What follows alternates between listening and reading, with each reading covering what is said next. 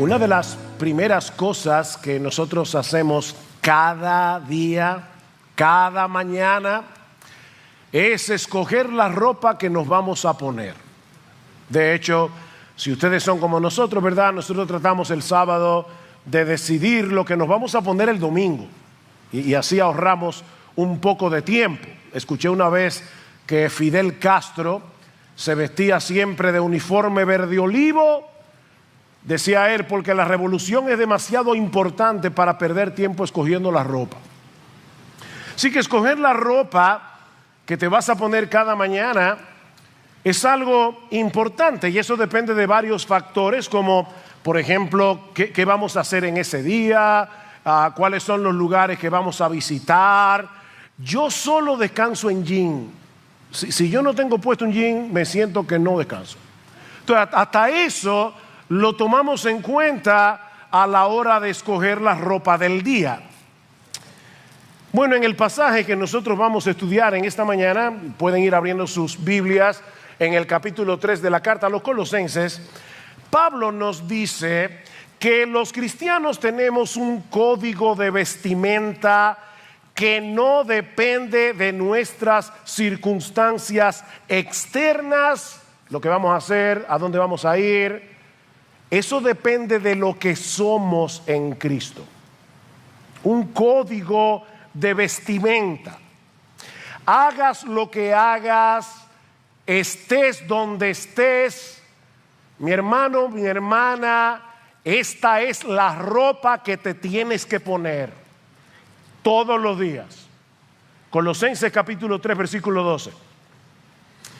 Entonces, como escogidos de Dios, santos y amados, revestíos, vístanse de tierna compasión, bondad, humildad, mansedumbre y paciencia, soportándoos unos a otros y perdonándoos unos a otros si alguno tiene queja contra otro. Como Cristo os perdonó, así también hacedlo vosotros, y sobre todas estas cosas vestíos de amor, que es el vínculo de la unidad.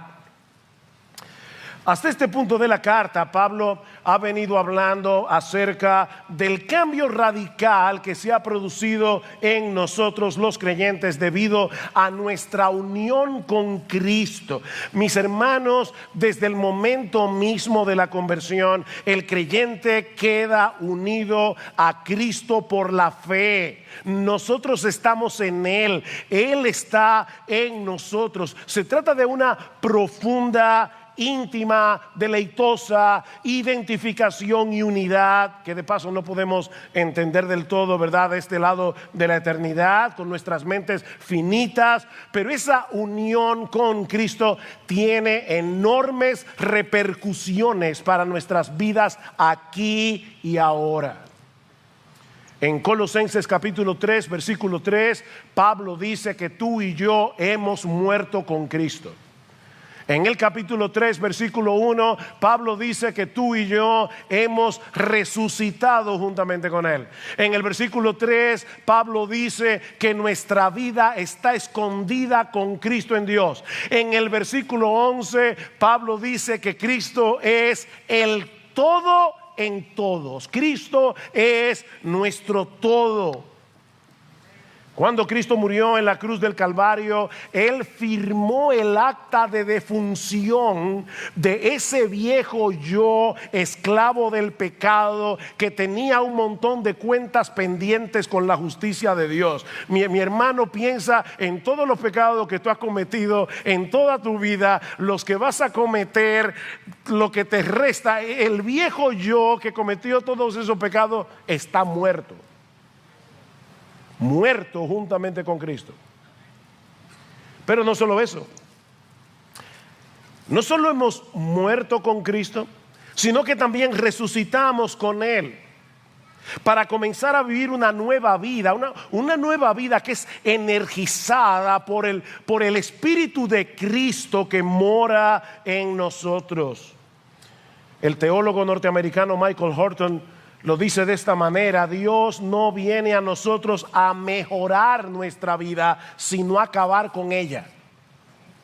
¿Oíste eso? Dios no vino a hacernos una mejora. Él vino a acabar con nosotros.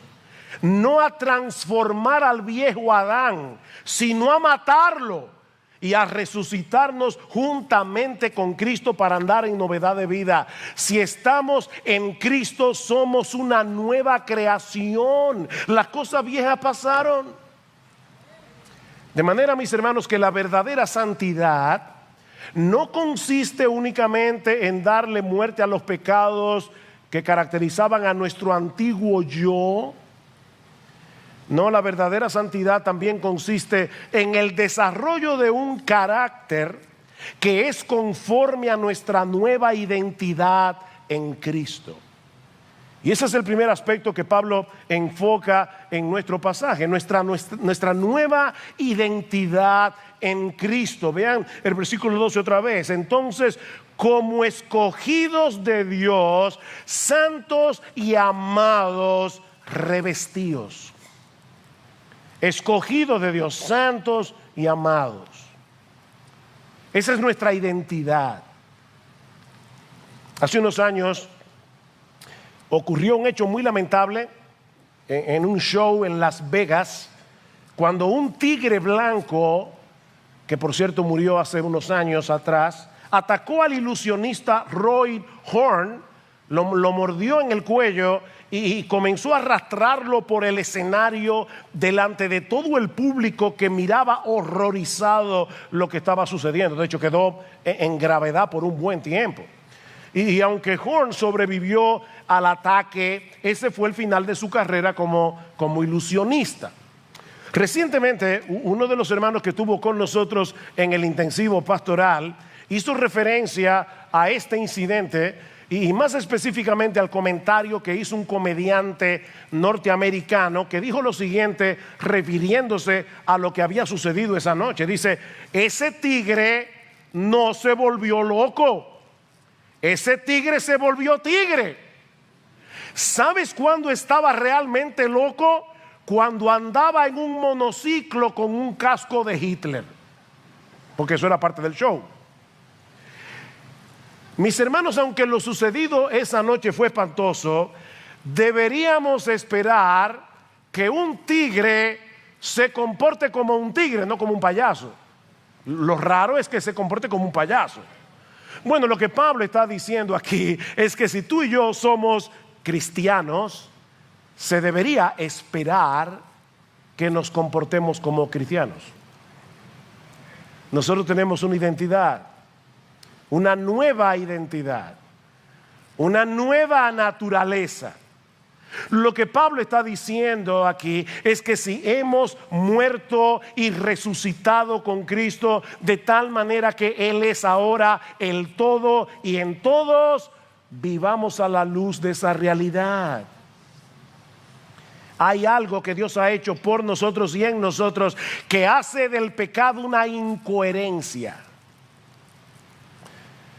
A veces uno se pone una ropa para ir a cierto lugar y dice: no, esa ropa no es apropiada. O a veces los esposos, ¿verdad?, que no tenemos el sentido de la estética que tiene nuestra esposa, nos dice: esa corbata no te pega. Mis hermanos, hay algunas piezas de ropa que no nos pegan si somos cristianos. ¿Qué dice Pablo en el versículo 5 otra vez? Por tanto, considerad los miembros de vuestro cuerpo terrenal como muertos a la fornicación, la impureza, las pasiones, los malos deseos, la avaricia, que es idolatría. Eso no te pega. Pues la ira de Dios vendrá sobre los hijos de desobediencia por causa de estas cosas, en las cuales vosotros también anduvisteis en otro tiempo cuando vivíais en ellas, pero ahora desechad. Ve a tu closet y toma esa ropa sucia, contaminada, maloliente, y bótala. Desechad también vosotros todas estas cosas: ira, enojo, malicia, maledicencia, lenguaje soez de vuestra boca, la mentira. Versículo 9: porque os habéis vestido del nuevo hombre, el cual se va renovando hacia un verdadero conocimiento conforme a la imagen de aquel que lo creó. Somos un nuevo hombre en Cristo. Y ahora debemos vivir como lo que somos. Él murió en la cruz del Calvario para restaurar en nosotros la imagen de Dios. ¿Y saben dónde vemos la imagen de Dios? Plasmada en Cristo. Plasmada en Cristo. ¿Tú sabes para qué vino Cristo al mundo? Para hacerte igualito a Él. Ese es su trabajo. Él te rescató, Él te libró de la esclavitud del pecado. Él está obrando en ti por su espíritu para hacerte como Él. Fue con ese propósito en mente que Dios en su amor nos escogió. Versículo 12, entonces como escogidos de Dios, santos y amados, revestidos de tierna compasión, bondad, humildad, mansedumbre, paciencia, revestidos de Jesús. No fuimos nosotros los que escogimos a Dios. Fue Él el que nos escogió de pura gracia, por el puro afecto de su voluntad. Y debido a esa elección, dice Pablo, somos santos y amados.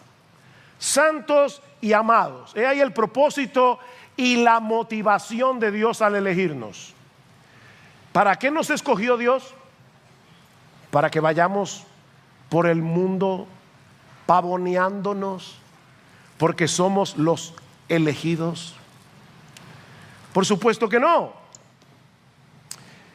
Pablo dice en Efesios 1:4 que fuimos escogidos en Cristo desde antes de la fundación del mundo para que fuésemos santos y sin mancha delante de Él. Fuimos escogidos en amor para ser santos.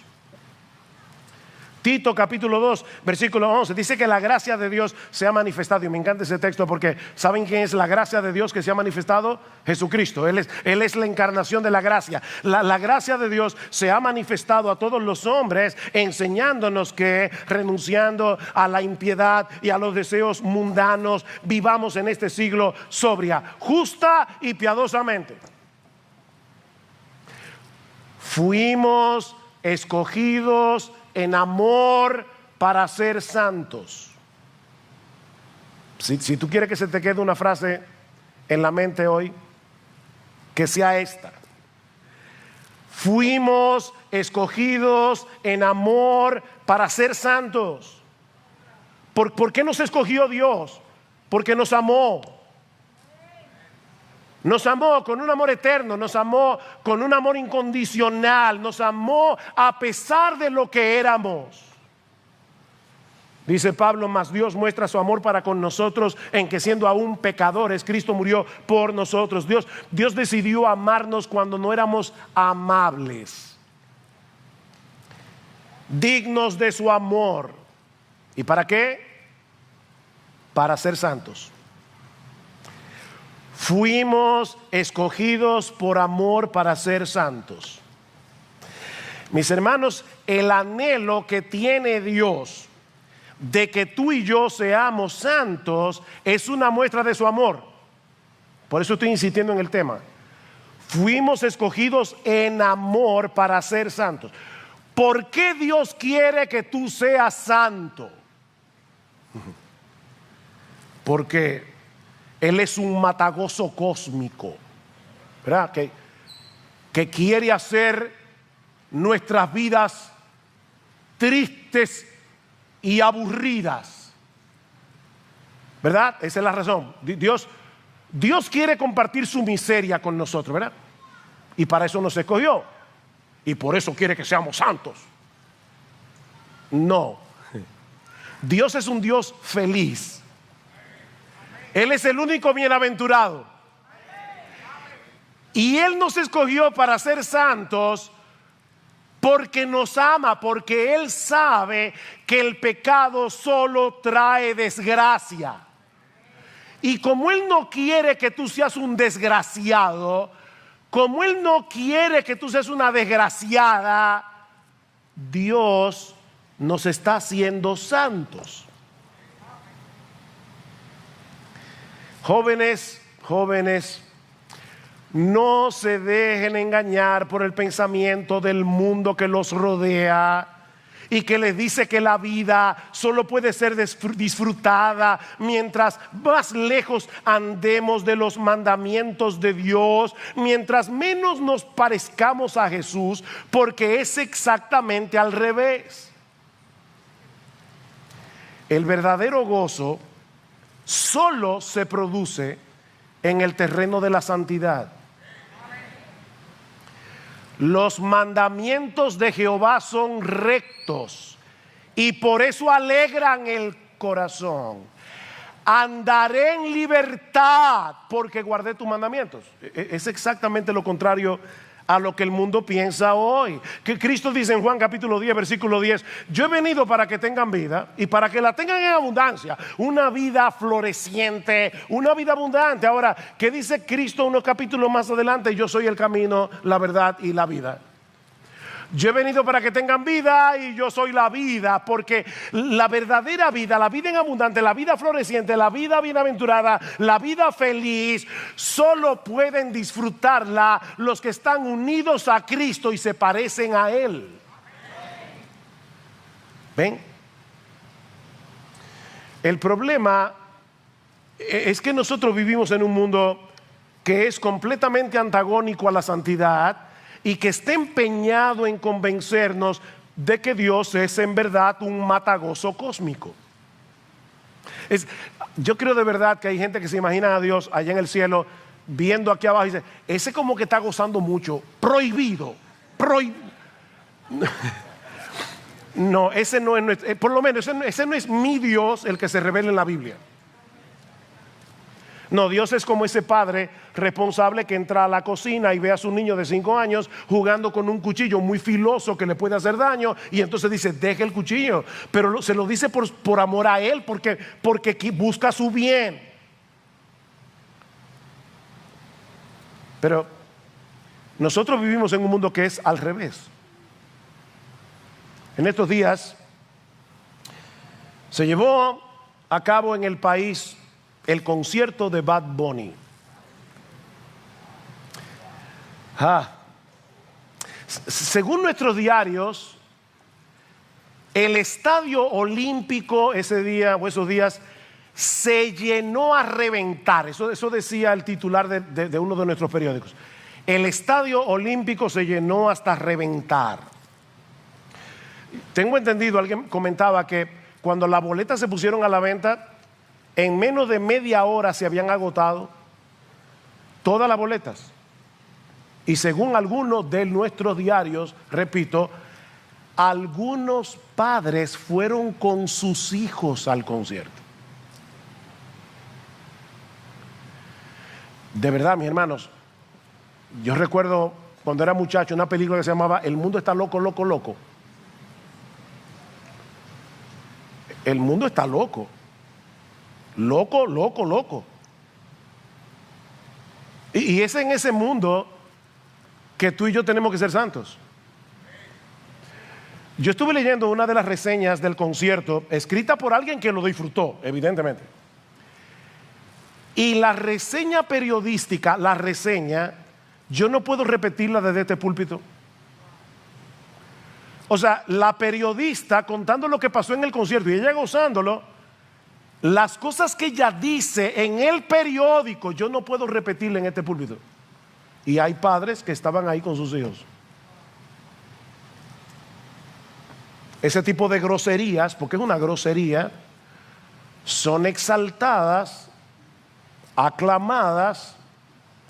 Los cantantes como Bad Bunny reciben premios porque el mundo exalta eso como libertad de expresión. Gracias al Señor que todavía hay personas en el mundo que tienen suficiente gracia común para ver estas cosas como lo que son. Yo estuve también leyendo en otra parte a un artista que le preguntaron qué pensaba de Bad Bunny. Y él dijo: yo no quiero que den mi nombre porque esto es una mafia, así mismo. Aquí hay una mafia disquera que hace de ese tipo de gente una gente famosa, porque dice él, ni es arte, ni es música, ni es nada, pero yo no quiero ser atacado por esa mafia, así que yo no quiero que se diga mi nombre. Oigan cómo está el mundo. Pero él dice ¿Qué yo pienso de Bad Bunny? Es un espectáculo que la vorágine empuja para que los jóvenes vayan a embrutecerse. Están siendo manipulados porque ahí es donde se le venden las drogas, alcohol, prostitución, fármacos. Eso lo dice un inconverso que está en la industria. Porque el negocio es redondo, dice él. Lo que promueven no es a un cantante, es una figura, un símbolo de la decadencia, la derrota cultural, la deconstrucción de los valores y la familia, la desaparición del vínculo intergeneracional, la ruptura entre los padres y los hijos. Es el triunfo de la ignominia, la mediocridad y la ignorancia. Son letras perversas que si tú logras descifrarlas, verás que son balbuceos soeces, monótonos, embrutecedores. Es triste y lamentable que los niños oigan esas expresiones desde la primaria y por imitación se promueve esa forma tan primitiva y tan básica de ver la vida. Es un tema de propagación y de contagio. Estos supuestos artistas no cantan, y aunque cantaran, ¿de qué sirven si los ponen a cantar esa asquerosidad? Óigame, eso lo está diciendo un impío, que es asqueroso. Oye, qué raro que los pastores están hablando de eso. Bueno, déjame decirte que mis pastores me pidieron que no dejara de mencionarlo. Porque, hermanos, nosotros no podemos ser simples. Nos están dañando a nuestros hijos. Es en medio de esa basura, porque es una basura, que nosotros debemos ser santos. Lo que es normal y aceptable para el mundo, para nosotros debe ser motivo de rechazo y debe ser motivo de aflicción. Mira, mi amado hermano, mi amada hermana, y por si acaso, no estamos diciendo esto porque hayamos sabido que alguien aquí haya ido a este concierto. Yo supongo que no. No, de verdad, serio, de verdad, no he sabido de nadie, para que no digan, están tirando indirecta. No, aquí ustedes conocen a sus pastores. Si nosotros supiéramos de alguien que fue al concierto, lo abordaríamos directamente, porque eso es una barbaridad. Ahora, y por amor, porque amamos al hermano o a la hermana, a quien sea, pero no es por eso que lo estamos trayendo, por si acaso. Pero óyeme, aunque tú no hayas ido al concierto, que yo espero que no, obviamente, si ese tipo de cosas no te afligen, es porque sin darnos cuenta nos estamos acostumbrando al mal olor. Ese es el problema aquí. Es como la gente que vive en lugares que tú dices, pero ¿cómo hay gente que vive alrededor de Duquesa, el vertedero? Tú vas ahí y no aguantas del olor, pero hay gente que vive ahí. Es que a todo se acostumbra uno. Nos estamos acostumbrando a no ver algo tan malo, a pesar de que Dios lo vea nauseabundo. Ay de los que a lo malo dicen bueno y a lo bueno malo, que hacen de las tinieblas luz y de la luz tinieblas y de las tinieblas luz, que ponen lo amargo por dulce y lo dulce por amargo. Mis hermanos, Cristo murió por nosotros y nos cambió desde adentro para que a lo malo llamemos malo y a lo bueno bueno. Efesios capítulo 5, versículo 3. Pero que la inmoralidad y toda impureza o avaricia ni siquiera se mencionen entre vosotros como corresponde a los santos, ni obscenidades, ni necedades, ni grosería. O sea, Bad Bunny y todos los que son como él. El texto griego aquí dice Bad Bunny. No, pero casi. Necedades, groserías que no son apropiadas, sino más bien acciones de gracias. Porque con certeza sabéis esto, que ningún inmoral, impuro o avaro que es idólatra tiene herencia en el reino de Cristo y de Dios. Que nadie os engañe con palabras vanas. Eso es libertad de expresión. No, eso no es libertad de expresión. Eso es esclavitud de expresión. Eso es una basura. Eso es una porquería degradante. Eso es lo que es. Que nadie os engañe, pues por causa de estas cosas, la ira de Dios viene sobre los hijos de desobediencia. Esto es nauseabundo para Dios. Por tanto, no seáis partícipes con ellos. No se puede. Porque antes erais tinieblas. Ven, otra vez la identidad. Pero ahora sois luz. En el Señor andad como hijos de luz, porque el fruto de la luz consiste en toda bondad, justicia, verdad. ¿Son esas cosas las que se oyen en esos conciertos? Examinando qué es lo que agrada al Señor. Nadie me ha preguntado eso, yo espero que no me lo pregunten nunca, pero si alguien me pregunta, pastor, ¿es parte de la libertad cristiana? ¿Se puede ir a un concierto de ese tipo? Bueno, yo te voy a responder con otra pregunta. ¿Puedes tú invitar a Cristo para que vaya contigo? Porque aquí dice, examinando lo que agrada. Yo, Señor, te tengo una sorpresa. Te voy a llevar al concierto de Bad Bunny. O sea, yo espero que esa risa sea una evidencia de por supuesto que no. Y acuérdate que nuestra vida está unida ¿a quién? A Cristo. ¿Puedes tú ir a ese concierto dejando a Cristo afuera? No. Estás unido a Él. No se puede. No participéis en las obras estériles de las tinieblas, sino más bien desenmascaradlas. Eso es lo que estamos haciendo hoy aquí.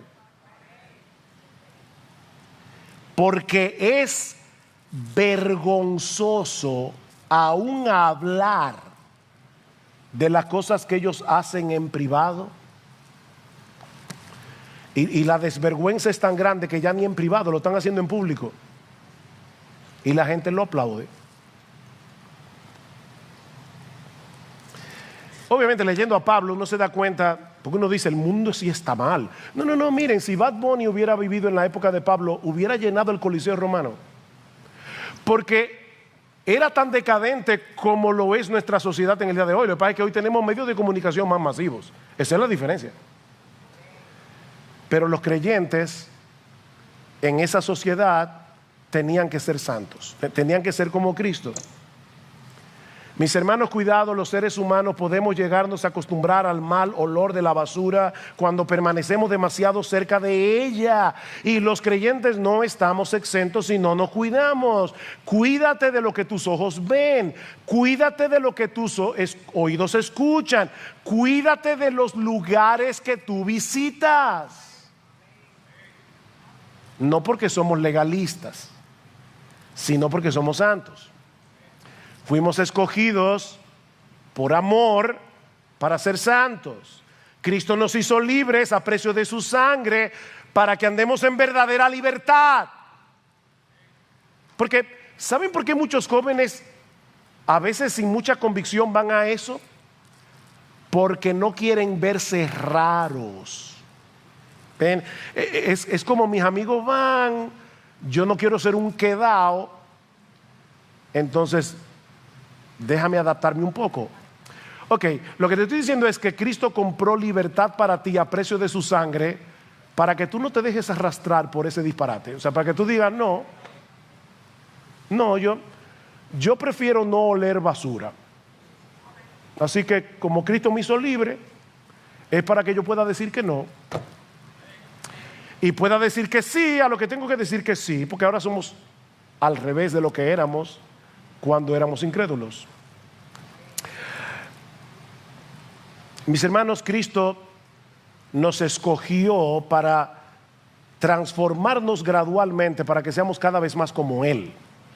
Lo que nos lleva a nuestro segundo encabezado. Pablo dice aquí, primero tenemos una nueva identidad en Cristo, pero en segundo lugar Pablo dice, ¿cuál es la vestimenta que corresponde con esa nueva identidad? Ya vimos la nueva identidad en Cristo, veamos ahora cuál es la ropa que nos pega. Versículo 12. Entonces, como escogidos de Dios, santos y amados, revestidos de tierna compasión, bondad, humildad, mansedumbre, paciencia. Esa es la ropa. Ese es nuestro código de vestimenta. ¿Y quién es el que debe ponerse la ropa? ¿Quién es el que debe tomarla del closet y ponerse la ropa?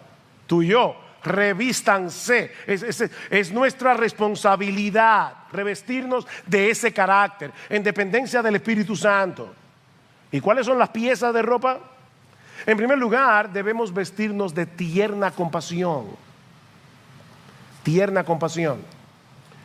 No se trata simplemente de una fría involucración con personas que están en necesidad. Es de una misericordia entrañable, dice la Reina Valera del 60. Es una misericordia que nace de las entrañas. Es una simpatía con el que sufre, que te remueve las tripas. Eso es lo que dice el texto. Y que te mueve a la acción. No te permite ser un espectador distante. Y eso no es fácil, hermanos, porque en todos nosotros hay una tendencia a quitar la vista del que está en necesidad. Hay una tendencia a colocar nuestras necesidades por encima de la de todo el mundo. Lo natural no es que seamos entrañablemente misericordiosos. Lo natural es que seamos egocéntricos. Es que seamos egoístas. ¿Cómo podemos luchar contra la tendencia del corazón de tal manera que podamos vencer la indiferencia, el egocentrismo y vestirnos de entrañable misericordia? El Evangelio. El Evangelio.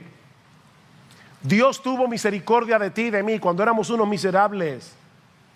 Nos amó cuando no teníamos nada en nosotros mismos que fuera digno de su amor. Él nos vio en necesidad. Él nos vio sumidos en nuestra miseria. Y en vez de quitar la vista, nos amó y se involucró. Y ahora Pablo dice, vístanse de esa misericordia. Es una pena, pero el concepto que mucha gente tiene de un hombre santo es un fariseo que no se compadece de los demás porque él está siguiendo un conjunto de reglas.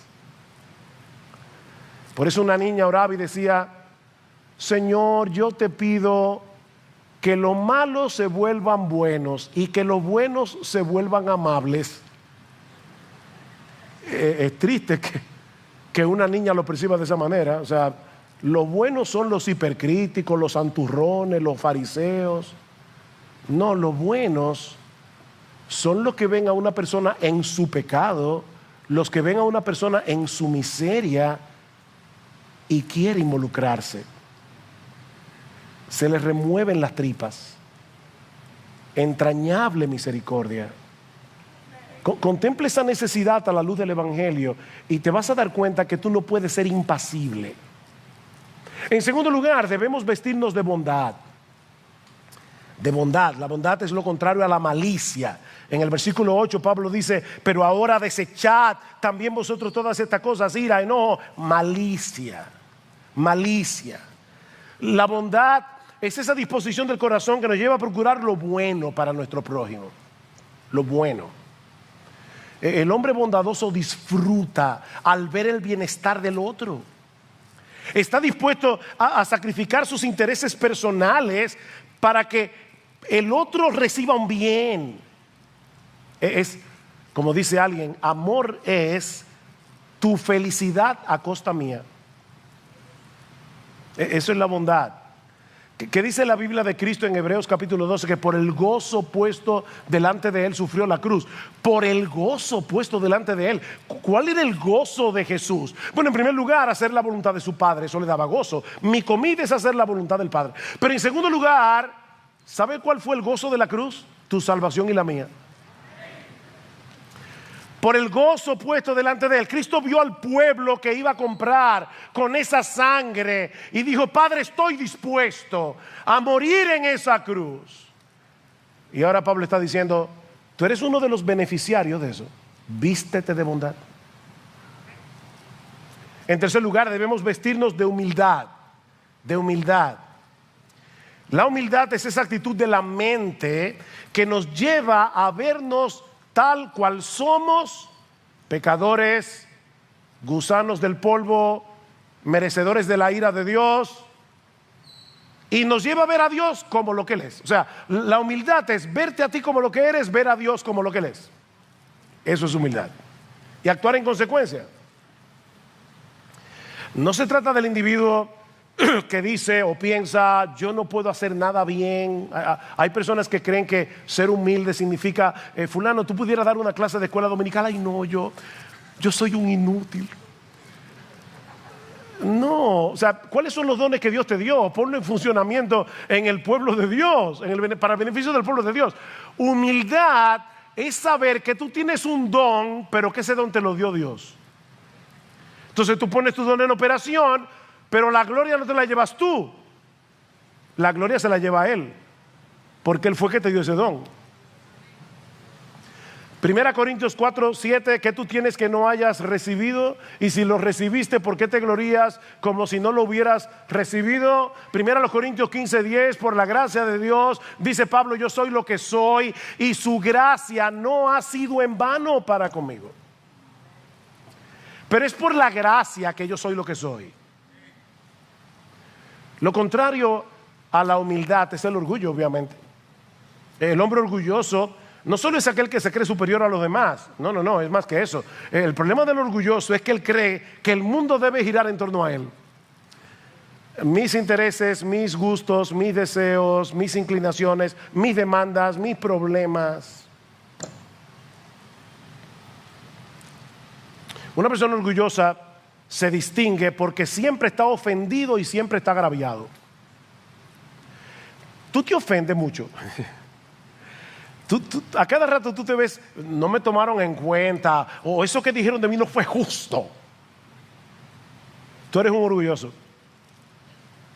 Todo tu problema es orgullo. No te justifiques, mi hermano, mi hermana, no te justifiques. Pero es que fueron injustos. Ajá.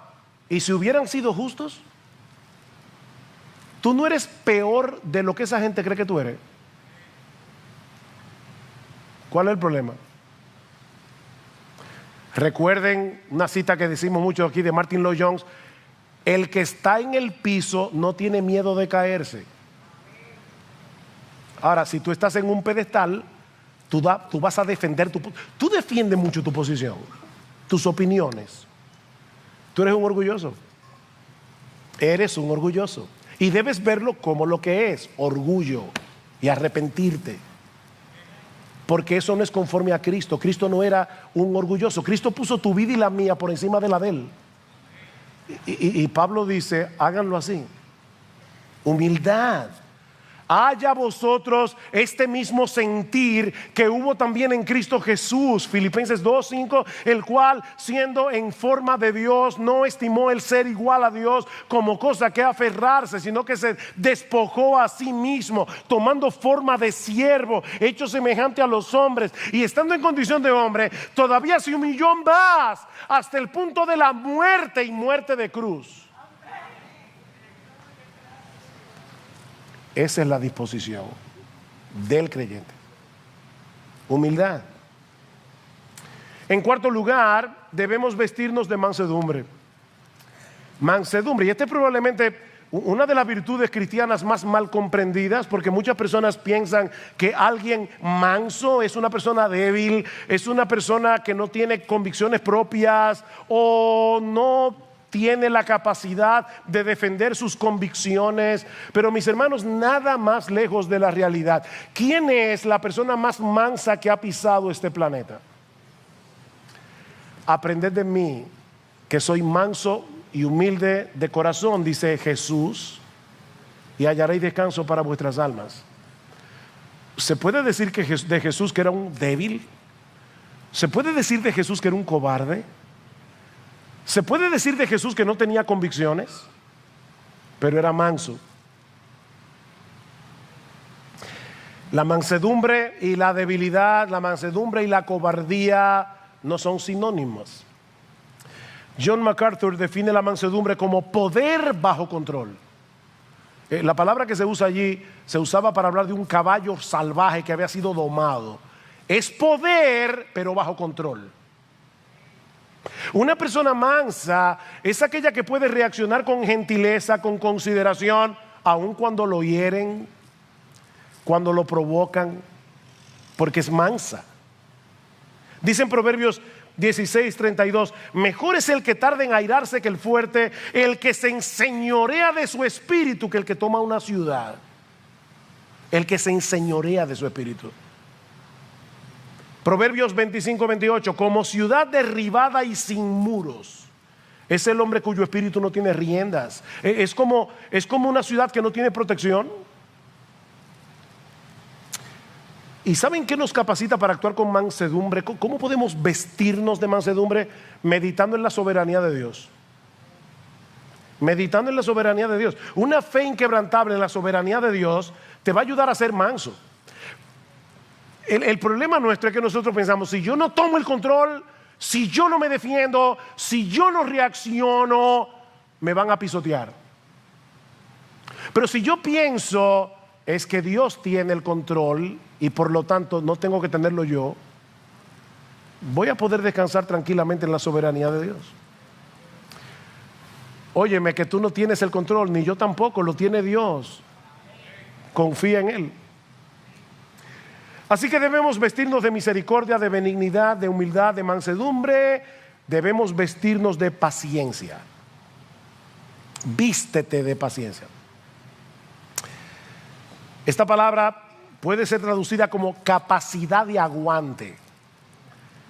Capacidad de aguante.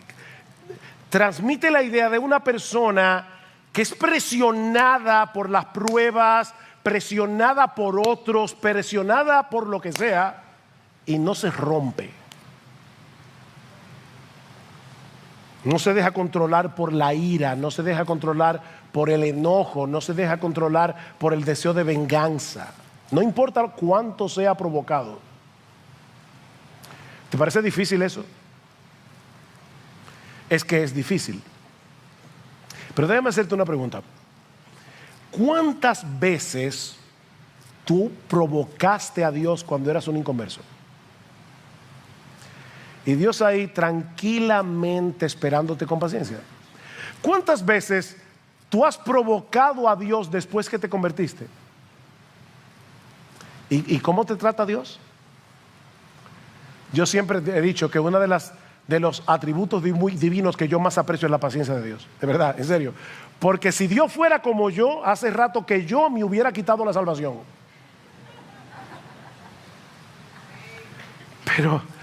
Pero Dios no es como yo y por eso soy salvo todavía. Porque Él es paciente. Y lo que Pablo te está diciendo es, ok, mira cómo Dios te trata a ti, vístete de esa paciencia. Todos los días, vístete de paciencia.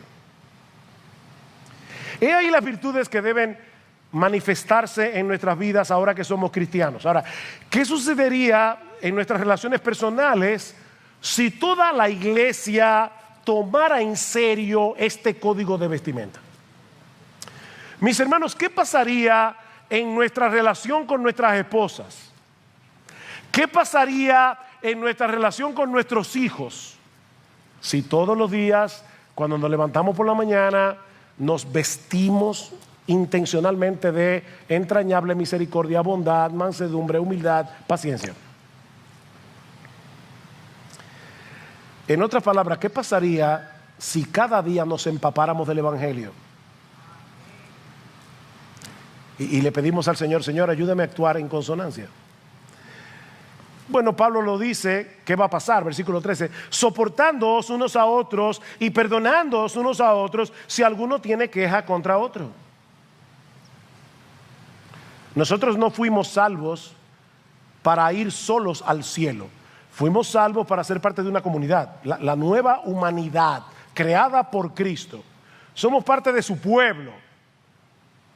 Y noten que Pablo presupone que en el contexto de ese pueblo, de nuestra interacción con los hermanos, habrá problemas. Yo a veces veo a los hermanos que se extrañan porque tienen un malentendido con alguien en la iglesia. Wow, de verdad. Sí. Es por eso que algunos cristianos se vuelven fugitivos eclesiásticos. Van saltando de una iglesia a otra. De que tienen un problema aquí se van para acá. Y si lo que tienen un problema aquí se van para allá. Son fugitivos.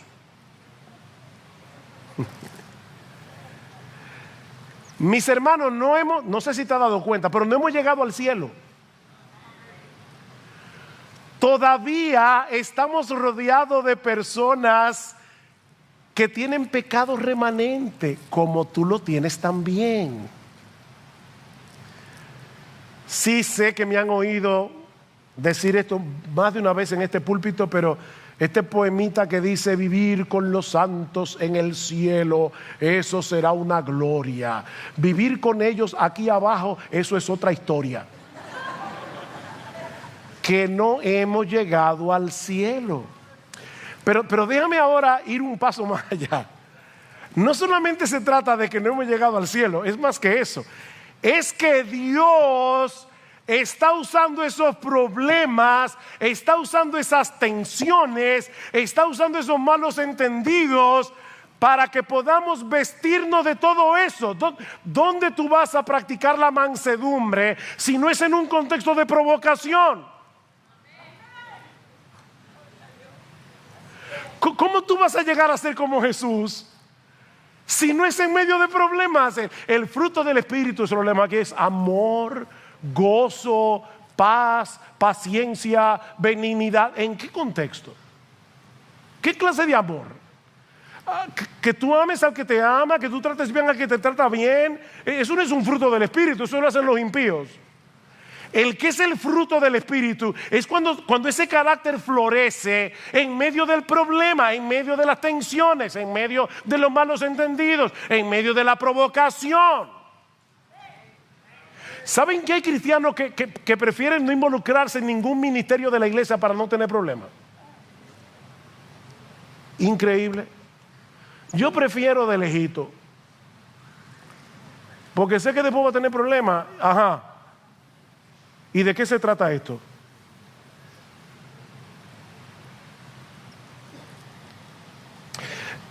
La diferencia, mis hermanos, es que ahora nosotros podemos lidiar con esos problemas de una manera diferente a cómo el mundo trata con sus conflictos. No solo tenemos los recursos que necesitamos para soportarnos unos a otros, para perdonarnos unos a otros, es que tenemos el ejemplo más impresionante de eso. En Jesús, ¿qué dice Pablo? Como Cristo os perdonó, así también hacedlo vosotros. ¿Y cómo fue que Cristo nos perdonó? De pura gracia. De pura gracia. Vinimos, pedimos perdón y Él nos perdonó. Mira, mi hermano, si tú estás vestido del Evangelio, si estás vestido del Evangelio y no de ti, porque de esto es que se trata, tú tienes que ser cada vez menos tú, cada vez más Él. Es de eso que se trata esto. Si tú estás vestido del Evangelio y alguien te ofende, no te vas a concentrar en el agravio del ofensor. No.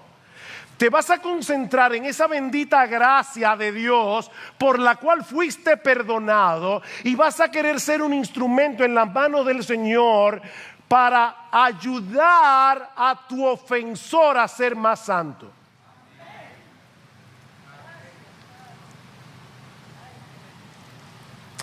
Efesios 4, 31. Sea quitada de vosotros toda amargura, enojo, ira, grito, maledicencia, toda malicia. Quítense eso. Sed más bien amables unos con otros, misericordiosos, perdonándoos unos a otros, así como también Dios os perdonó en Cristo. Sed pues imitadores de Dios como hijos amados y andad en amor. Andad en amor.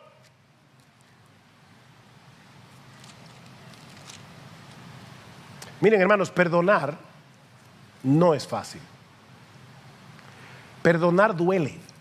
Los que fueron al retiro de matrimonios este fin de semana me escucharon traer esta cita de Andrés Seu, que es un editor, columnista de la revista World Magazine, él describe el perdón como una transacción matemática brutal. Eso es el perdón.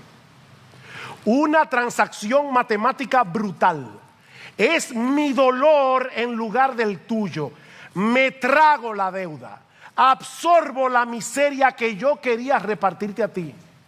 Y te quedas impune. El perdón se forja en la agonía privada antes de que llegue a la amnistía pública. ¿No fue eso lo que hizo Dios con nosotros? Él se tragó la deuda. Cristo la absorbió en la cruz. Y ahora Pablo te está diciendo, tú fuiste beneficiario de eso. ¿Y por qué tú no puedes perdonar? ¿Por qué tú no puedes perdonar? ¿Qué deben hacer los beneficiarios de ese amor? Andar en amor. Pablo concluye diciendo, y sobre todas estas cosas, este es el coat ahora, ¿verdad? Nos pusimos la ropa, ahora nos ponemos el cover, el coat. ¿Cómo dice? Se me fue la palabra. El sobre todo. Vestido de amor, que es el vínculo de la unidad. O el vínculo de la perfección, traduce Hendrickson.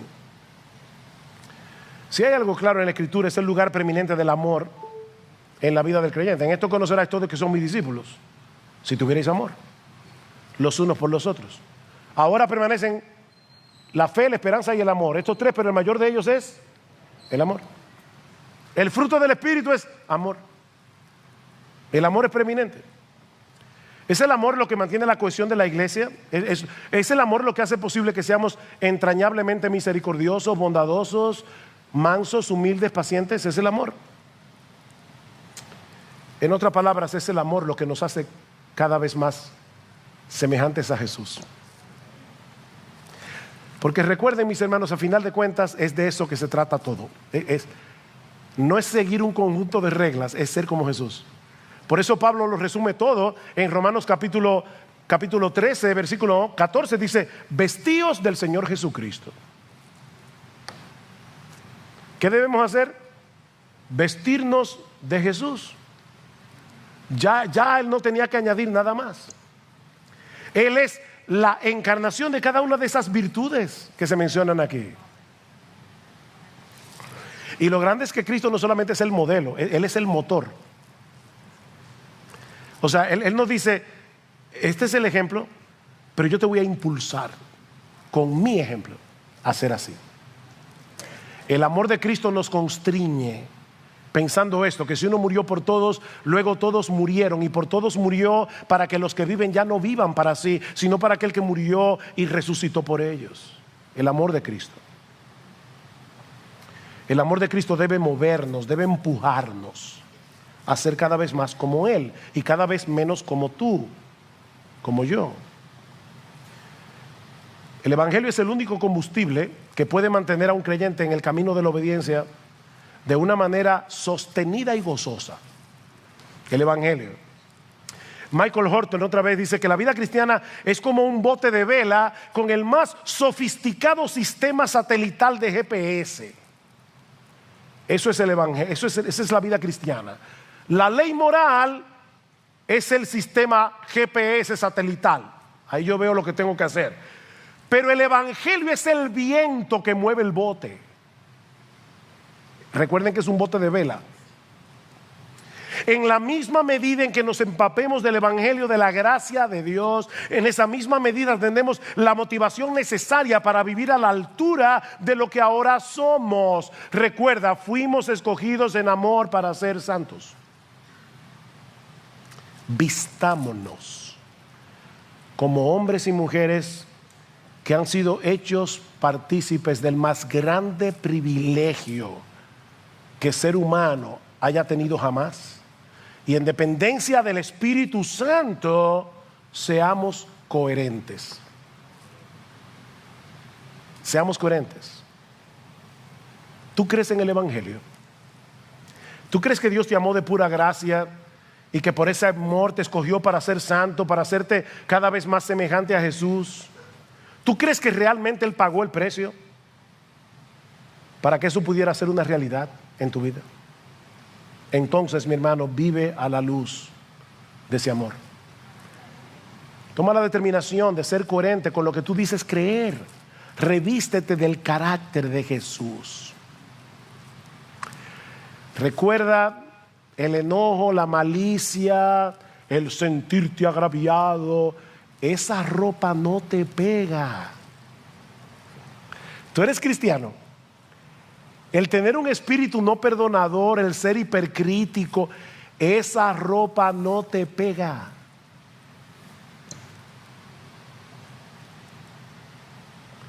En vez de justificar tus actitudes que son contrarias a Jesús, acude continuamente al trono de la gracia, como una persona necesitada, porque Dios ha prometido que allí encontraremos gracia para el socorro oportuno. Señor, yo no puedo, pero todo lo puedo en Cristo que me fortalece. Y si tú estás aquí sin Cristo, mi amigo, déjame decirte que esa gracia está disponible para ti. Siempre que reconozcas tu pecado, siempre que vengas a Dios en arrepentimiento y fe, confiando únicamente en ese inocente, en ese que era perfecto en santidad, pero que aún así murió como un criminal en una cruz, para que todo aquel que en él cree no se pierda, mas tenga vida eterna. Si vienes arrepentido y reconociendo tu pecado, tu necesidad de un Salvador, serás recibido, aceptado, perdonado, adoptado en esta misma hora, porque Él ha prometido que no va a desechar a nadie que venga a Él, clamando por misericordia.